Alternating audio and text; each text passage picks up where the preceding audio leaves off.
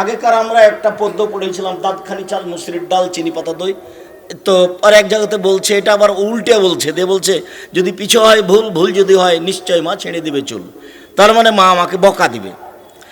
তো মানুষ উলট পালট হয়ে গেছে, কিন্তু কোনো ফেরেস্তার কোনো কথা কোনো কাজ উলট পালট হবে না, কেননা উলট পালট করার মতো ক্ষমতা তার ভিতরে নেই, এটা সরিয়ে নেওয়া হয়েছে। তারপরেও তারা বলল যে জিবরাইলের কি হয়েছে, ভুল হয়েছে। জিবরাইলকে আসতে হতো আসলে আলীর কাছে, আলীর কাছে না এসেছেন মোহাম্মদ সাল্লাল্লাহু আলাইহি ওয়াসাল্লামের কাছে।